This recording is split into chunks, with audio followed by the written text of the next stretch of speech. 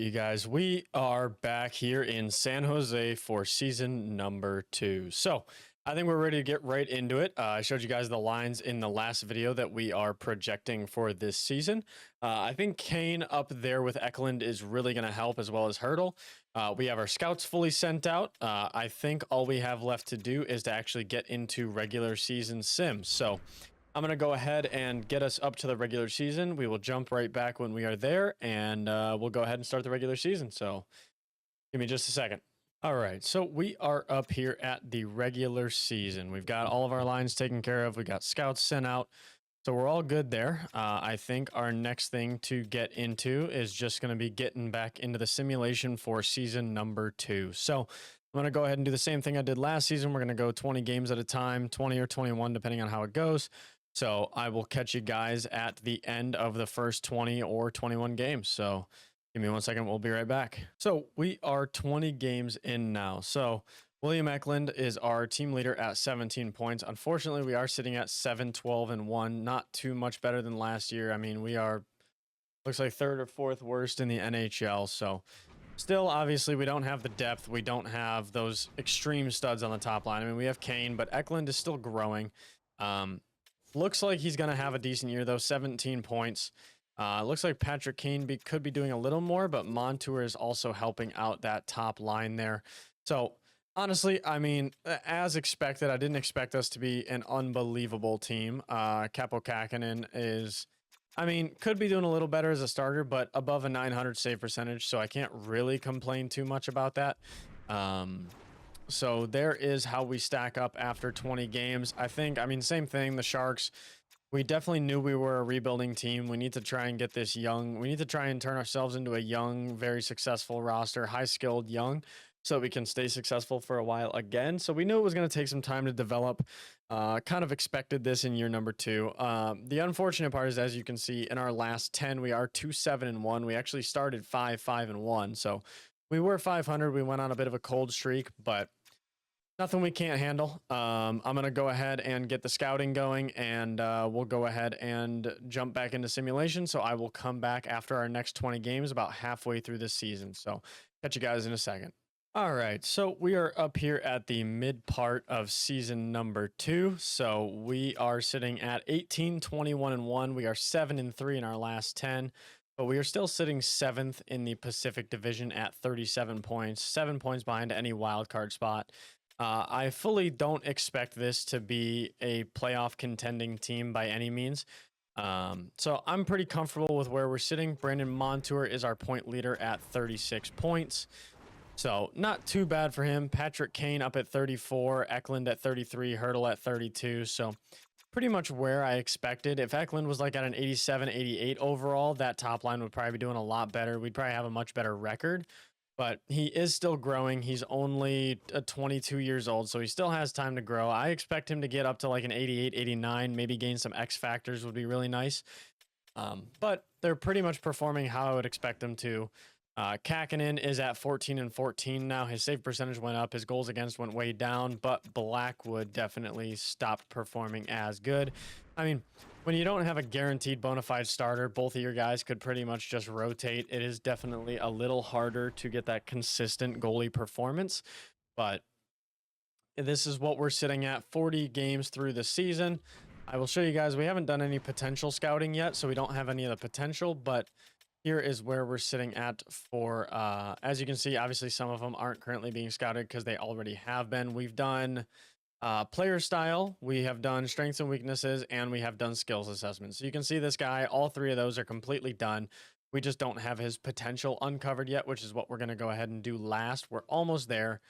This guy almost confirmed on the player style. His strengths and weaknesses are done and his skills assessment. So you can see that's how we're going with. We don't have any guaranteed X Factor guys yet, so nothing to look at there. Any potential goalies. So Gabriel Diagle, we knew he was going to be in this draft. Other than him, we do actually have 2 goalies that might turn out to be something decent. Zane Thom and Julian Pritchett. So these guys, even Sokolov, could turn into something good. Usually top 80. If they're in top 80 on the draft, round 1 or 2 specifically. So Zane Thom, I guarantee, is a medium elite goalie. Usually they turn out to be pretty good if they're in the first 2 rounds, but there you have it. We are halfway through the season. I am going to go ahead and continue scouting and get us to about 60 to 61 games left. So I will, I'll catch back in with you guys when we are up at that point. All right, guys. So we are coming back in here, 61 games through the season. Patrick Kane sitting at our team top with 54 points. We are 7-3 in our last 10, and we're actually sitting at 500 at 29, 29, and 3. And it looks like we are only 2 points out of a playoff spot. So that's actually pretty interesting. I would theoretically be okay with making the playoffs. We do have a younger core that we already drafted year one with all of our players. If we could make playoffs, maybe Eklund gets a much bigger jump, which would be pretty cool. But yeah, I will go ahead and show you guys what the points are looking like. So Patrick Kane up there leading the team with 54, Thomas Hurdle with 52, and then Eklund with 46. Still having himself a good year. It definitely looks like he's probably going to pass last year, but we'll have to see how it goes. He might be on like pretty much the exact same pace. 13 points in 21 games. Yeah, that'll probably be where he's around. He might be sitting around 60 points, so hopefully he can have another decent year. Brandon Montour having himself a good point year at 44 in 61 games as a defenseman. That is pretty good. Going down to goalies here, we got Capo Kakinen is now above 500, and actually it's Blackwood that's pretty much hurting us. He's under a 900 save percentage, so if you flip this script a little bit and you go down to like 6 losses, he's 9-6-2. We would be 33, 26 and 3. So that to me sounds like we would definitely be in a playoff spot if we had flipped Blackwood's numbers. Now, Patrick Kane is regressing a little bit. He's an 89 overall instead of a 91. Didn't mean to go to roster moves, but yeah, I mean, he's definitely regressing a little bit. He is now top 6 potential, which we expected him to regress a little bit at 36 years old, but even at an 89, he's definitely good enough to fit that top line and help Eklund grow. So what we are going to go ahead and do is we are going to go ahead and sim to the end of the regular season, see where we're sitting. Hopefully, realistically, I mean, we either want to tank and try to be one of the worst, or we want to, or we definitely want to make the playoffs and make a decent run. So those are the 2 options. I certainly don't want to make round 1 and then lose round 1. That gets us a bad pick and nothing really to show for it. So we're going to go into simulation here. I will come back when we are at the end of the season. All right, so quick little pit stop is we are going to go into the trade deadline. Now, we are so middle of the pack that I don't really know what I would want to do. I certainly don't want to. I picked us as a conservative seller because I don't think we're a cup contender. So my thing is the San Jose Sharks are so used to not making the playoffs that making round 1 is going to give them so much hope. And then if they lose round 1, it just takes it all away. So my thing is I went in as a conservative seller. I don't just want to get rid of everybody good and just tank the rest of the season. That's not what I want to do. I still want like Eklund to perform. So realistically, I mean, getting rid of Patrick Kane, he does have some trade value left, and I'd rather potentially get something out of him rather than just dropping. So what I'm potentially going to do is look for someone who could fill his spot for the rest of the year. Like tossing him in and grabbing like an 84 or an 85 who could fill his spot. Now, I don't think, I mean, so like Mason McTavish, right? Like we could try to go for someone like that. It would be a 1-for-1 deal. I mean, it would fit our bill on what we're wanting to do. But I mean, so like Anaheim doesn't have a salary cap for Patrick Kane. We would have to find someone who really has a lot of cap space that somehow is also close to making the playoffs, right? So, I mean, scrolling through here, it doesn't really look like any teams have a decent amount of cap space. Looks like the Blackhawks are kind of the team that would. So, potentially sending Kane back to the Blackhawks for later in the year. They are a buyer, so that would make sense. Is there anyone we could grab that would be an upgrade? I mean, 5 years on Radish. I don't really want to go that long of a contract. Let's see. Forwards here. I mean, we can't go Bedard. I mean, having Bedard and Patrick Kane and Elias Lindholm on that top line, that would definitely serve them very good. But my thing is, I don't want to lock myself into a Taylor Radish who, I mean, theoretically, we would have space for him. 85 overall at 4.7 isn't that bad. We could actually, I mean, Chicago would be over the league salary cap. So, I mean, I don't know what I would have to do here to make this somehow work. But, I mean, I would have to, like, let's see. Does Detroit have anybody we could go for? Do they have any, like, prospects we could potentially go for? I mean, Marco Casper, 81 at 20. He's got too much trade value, though. Nate Danielson, Basha. Who is this guy? He must have just gotten drafted, right? Andrew Basha, yeah, 2024 first round pick.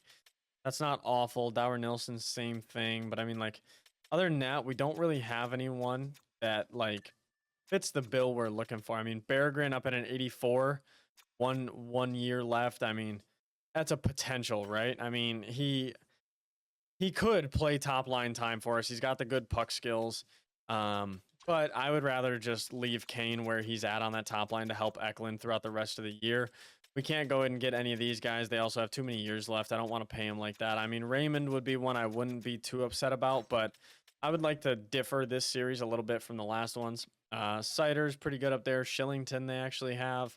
Yeah, I mean, I don't know if I would want to go for anyone from Detroit.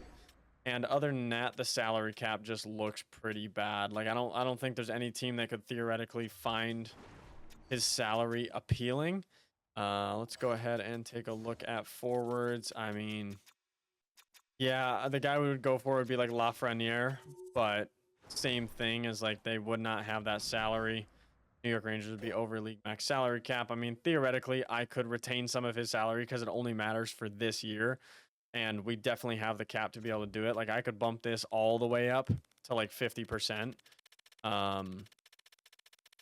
I mean, it would like truly would it add a lot of value? I don't know.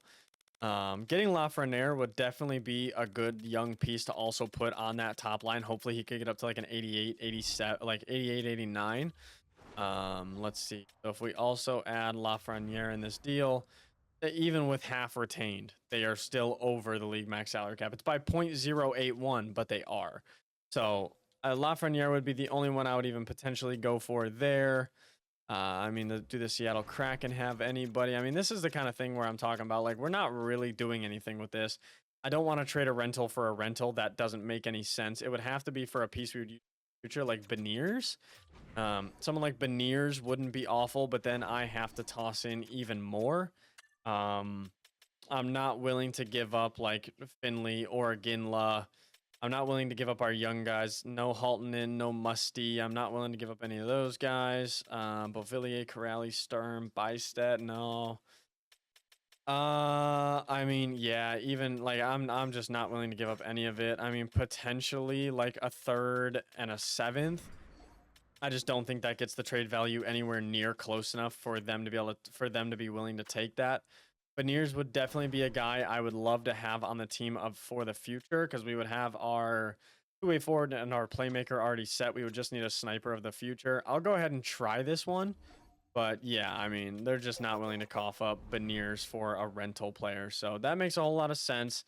I don't think there's really going to be any moves we're going to be able to make here. I certainly don't want to go grab another rental player. I think Kane is the best one we're going to have.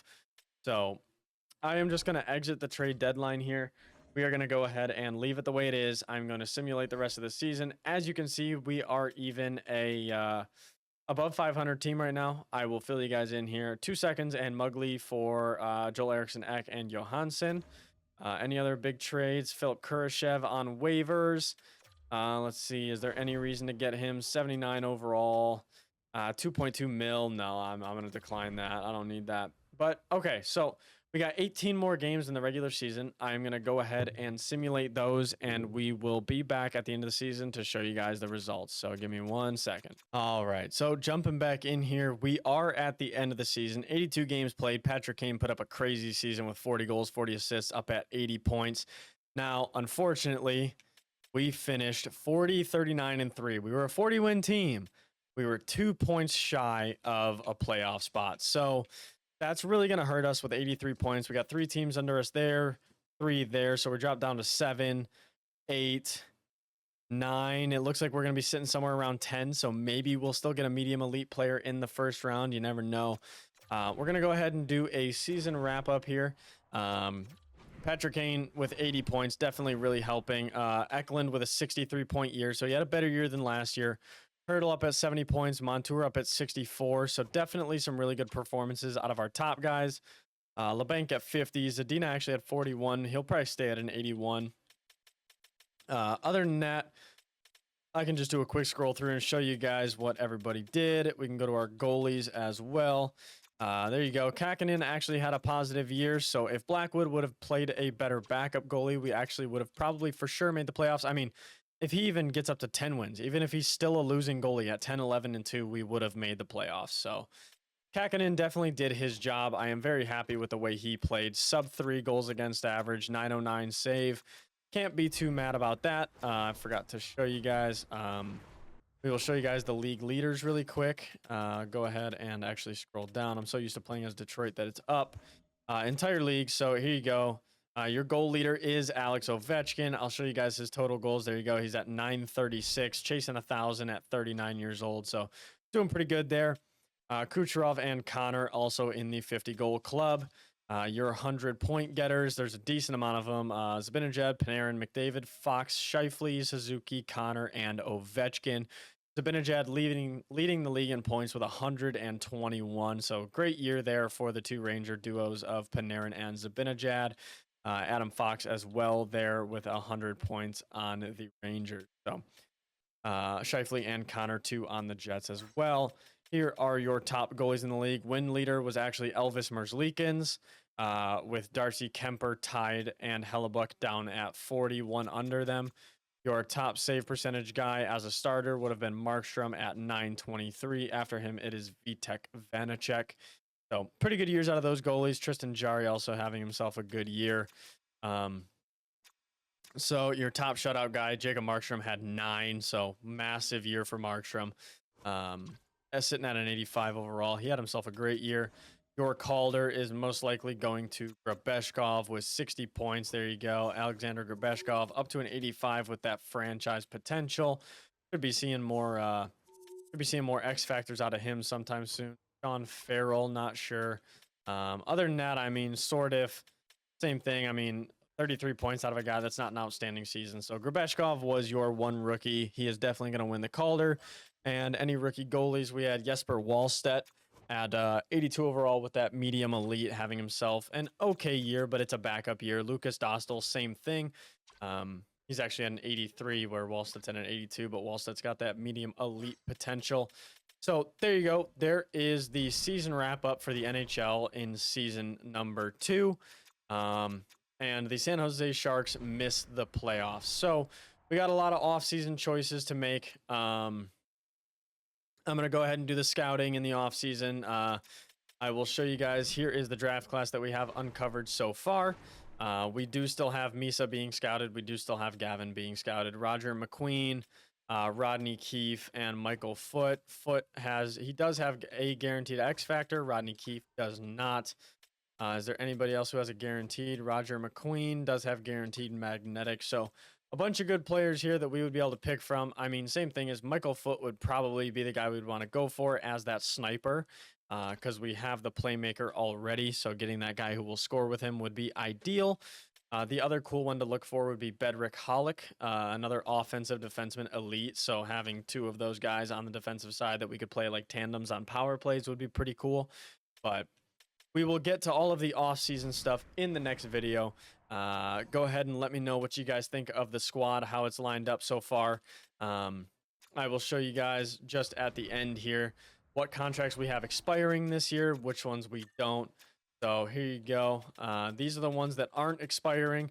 Everybody else is expiring. So we've got Kane, Duclair, LeBanc, Beauvillier, Ruda, Bordelot, who we're probably going to come get back, Zetterlund, Zadina.